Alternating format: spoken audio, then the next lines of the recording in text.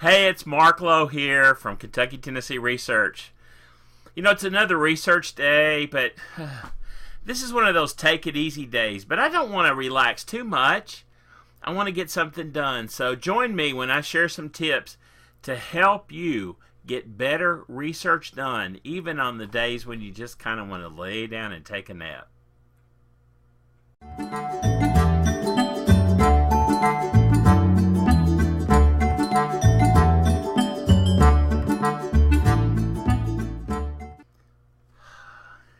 Yeah, it would be really easy to lay down. It's raining. It's just kind of one of those days. I got lots to do, a long list, but I just want to take it easy. So I'm going to start off by being comfortable. And if you're like me and you want to be comfortable, follow along as we talk about some of these great ideas, because I hope that they'll be beneficial to you. If you like what we're saying, subscribe so you'll know what's going on. And it's not too long till we've got a couple of live events coming up where we're going to resolve some of these weekend research projects. But today, like I said, the rain, it's not storming, it's just typical May rain. And, I always could catch up on a little bit of sleep. I mean, I'm like really relaxed today. And actually, when I'm really this relaxed, we might as well get some stuff done. So I've thought about, when I just don't want to work too hard, which, okay, be honest with you, you people who know me know that, well, actually there are friends who think that I never relax and never dress casual, so I wanted to prove it. I have on my Alabama bicentennial shirt. Thank you, Yvonne. I love it. 200 years of Alabama history. Hey, who couldn't celebrate Alabama history and any history anywhere? So I'm all relaxed. I'm just going to sit back and relax. But even when I'm rocking in my rocking chair, which I'm always in a rocking chair, there are always things that I can do to improve and always prepare. I mean, really, it might not be the weekend yet. In fact, it's actually Thursday. But how do I learn something new, not only this weekend, but how do I learn something new today? Okay, you ready? Here are my 5 big points for breaking through. Now, they're going to sound really simple, but they're the things that make a difference. If you're looking at a record, whether it's a copy, particularly on the internet, get closer to the original. In other words, if you're looking at a book copy or a distant copy or even an internet note that someone has posted, just take time to get closer to that original source. And if it's a fact that's coming out of somebody's oral history, see if you can get closer to what actually happened, to that original moment, to that timeline. And notice that I have a red arrow beside of that word, and there's a red arrow down underneath. That's the concept. Is if I'm looking at any of my notes, and often I look at my notes, if I need to get closer, I just draw a red arrow and I keep a red pen close by. It doesn't have to be a red arrow, but a red arrow is always a good reminder of what a good friend, Pat Hatcher, told me, who lives down in the Dallas, Texas area years ago. You want to get closer to the original? Draw an arrow, and that will remind you to get closer. And it never hurts us when we're listening to stories that people have to say or things about information that we need to get closer. It never hurts to get closer to the ideas of where that person might have heard it. So think about the red arrow. That may be enough to actually get you a lot closer, because when I'm looking at research that I've done and I have a question, those notes that I mark on it are an excellent way to remind me just to move a little closer in the process. So join me with that one. That's a good one. Number 2, be sure that you cite what you view. If you're looking at an index, you're looking at an abstract, you're looking at an undocumented photocopy, the original, or a website, whatever you're looking at, be sure that that's the note that you make. Don't give it a source that it doesn't deserve, okay? And that could solve a lot of problems for us. Because if it's based on a piece of information that's not very reliable, then at least when we look at that citation And everything should have a citation, because otherwise you'll be thinking, where did that come from? Where did I get that? Who told me that? Cite what you view, or what you hear in that case. And if it's an original, make notation. If it's an index, if it's an abstract, make effort to describe in your citation what it is. And if you need notes, it's okay. It's the purpose is for you to find it again, and more importantly, to provide evidence of where you heard that information. And based on that citation, that is a description of the evidence. And all that's really important. So consider that in the process. Now, one of my favorite things in regard to that is that people often don't do any citation. So who are you? What's the point? So it's really important that we remember that in the process, okay? Now, the next one probably is very obvious, but it's going to kind of silly.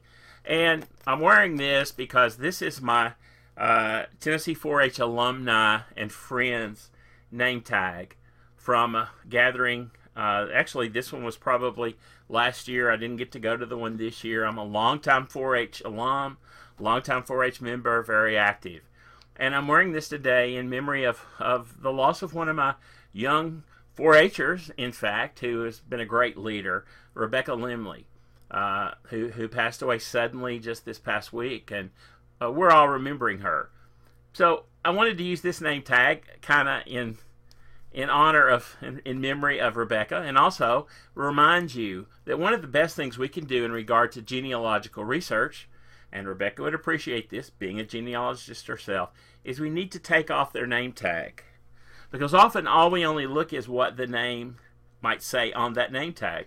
But you know, at a conference years ago, somebody that's a good friend of mine, we just swapped name tags. We kind of look alike, and just for those of you that know, he's a librarian in the Denver area. Hey, James. And so we often do that just to aggravate, and we did that day, and we wore them around. I don't know how long it was before anybody noticed it, and we had our pictures made with each other's name tag.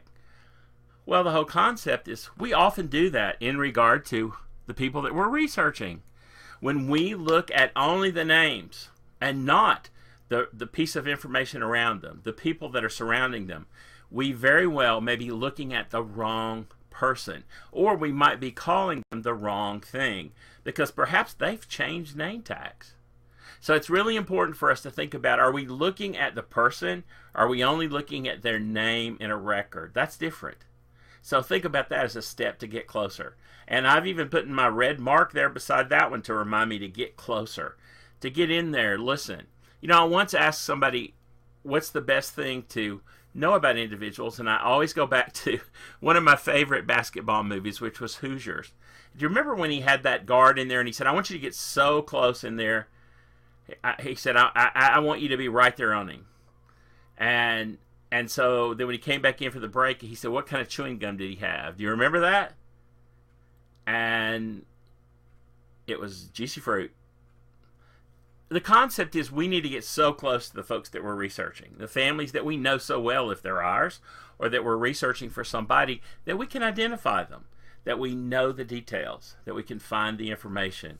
So make sure we're looking at that in regard to that. The next one probably seems obvious, but if there's anything in the process that seems odd, seems wrong, if it doesn't fit, it's a great time to, again, take another marker and just mark up that sheet to remind us, you know, this doesn't sound right.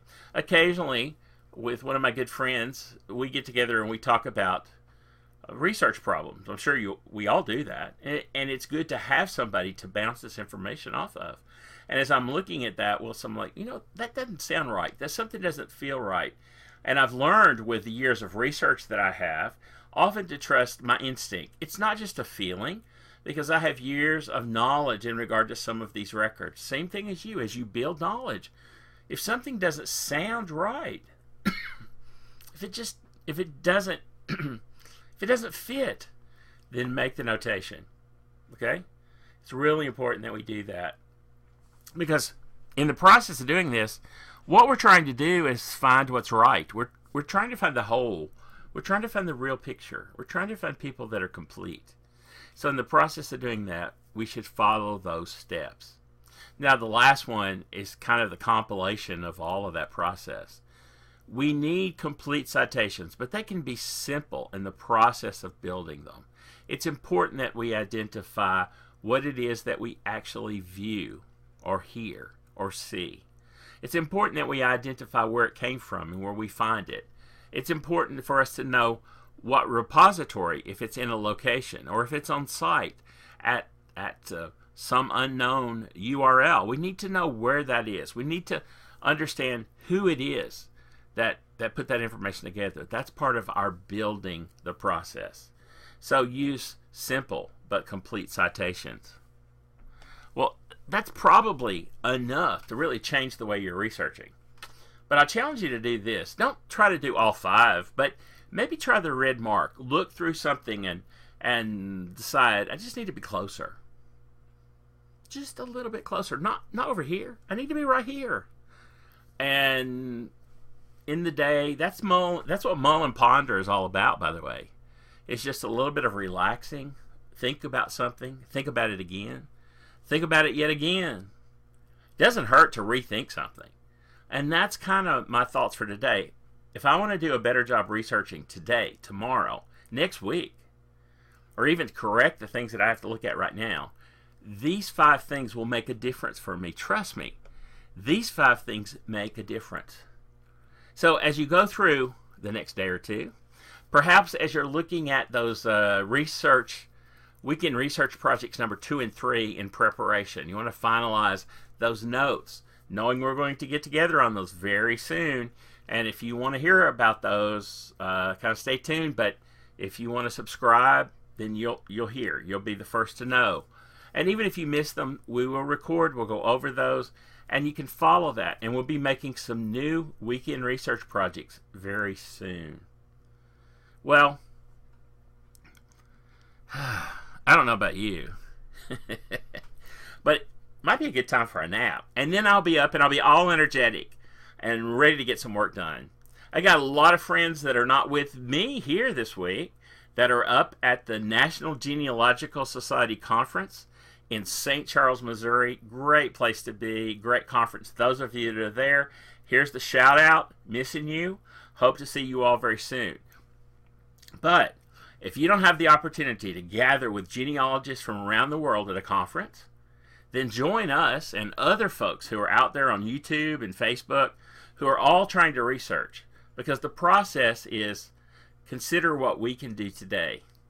And thanks you for joining for me for another, I'm going to say this is a mull and ponder day, because I'm totally relaxed and having a good time, thinking about all you guys out there. Looking forward to seeing you next time, so stay tuned.